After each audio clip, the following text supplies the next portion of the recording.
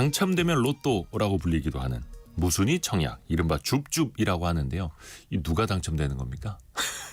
이 제도를 개편한다고 하는데요. 돈워리 투자백서 어서민의 성선화 대표와 함께하겠습니다. 안녕하세요. 네, 안녕하세요. 줍줍 도전해 보신 적 있으세요? 아우, 저는 늘 하죠. 무순위 청약이라고 하는데 네네. 이거 제도를 이제 바꾼다는 거죠? 네, 그렇습니다. 지금 현재 국토교통부가 이제 2월에 이제 구체적인 개편 내용을 발표할 내용이거든요. 네. 이제 핵심적인 변경 사항이 지금 세 가지로 볼 수가 있는데요. 이제 첫 번째는 이제 무주택 요건을 도입을 하는 겁니다. 그러니까 그 전에는 사실 저도 할 수 있었던 게 이제 유주택자들도 청약은 가능했거든요.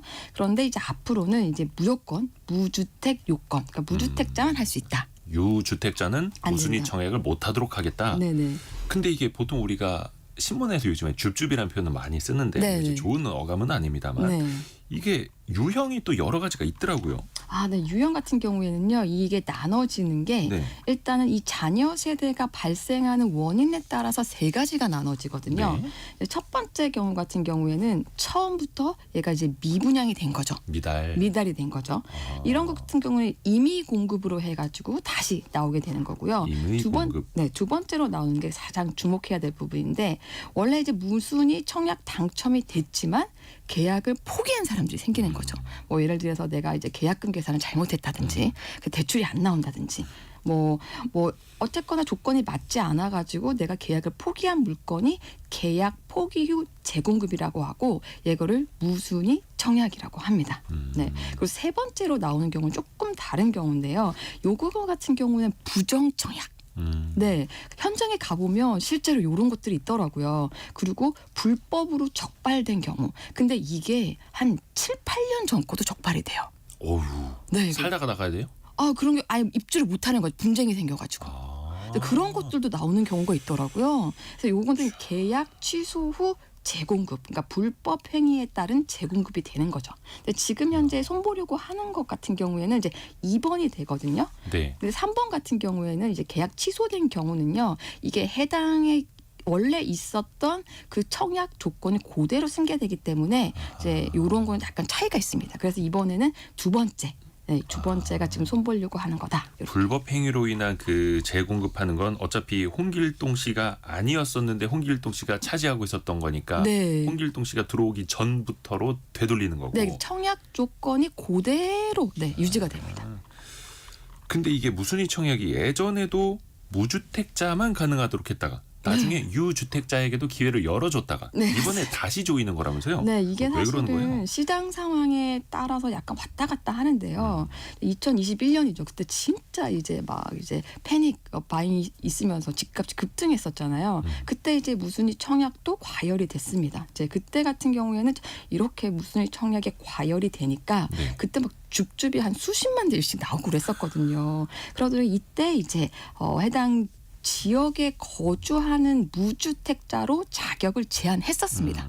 그런데 또 2023년 정말 안 좋았었던 시장이요. 네. 그러다 보니까 또 이 미분양이 늘어난다. 이러면서 이제 2023년 초에 시장이 달라지니까 슬그머니 이제 조건이 대폭 완화가 됐습니다. 시장 상황에 따라서 네. 조였다 풀었다 하는 거네요. 네, 맞습니다. 근데 또 사람들은 헷갈릴 수밖에 없고. 그렇죠. 그럼 이번에 제도가 달라지면은 어떻게 무주택자들은 좀 기대해 볼 만할까요? 그렇죠. 사실 무주택자 같은 경우에는 어떻게 보면 유주택자들은 아쉽다 이렇게 생각할 수 있겠죠. 이렇게 청약 제도가 그렇죠. 달라지는 게. 그런데 무주택자들은 그동안 이제 무순위 청약에서 손해를 봤던 게 집이 있는 유주택자들도 와서 경쟁률을 높였기 때문에 오히려 이렇게 제도가 개편이 되면 실제로 이제 집이 없는 무주택자들은 훨씬 더 유리하다 이렇게 볼 수가 있는 거죠.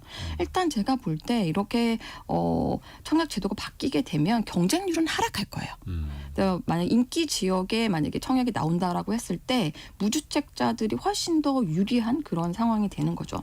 그리고 이번에 또 강화되는 게 이제 실수요자를 위한 제도 강화가 있거든요. 그러다 보니까 이제 무주택 청약자에게 청약 우선권도 주고, 그리고 부양 가족이라든지 네. 그리고 실거주 요건도 강화가 되거든요. 예전 같은 경우에 이제 전국 단위로 몰려가가지고 무순위 청약이 해서 저도 사실은 네.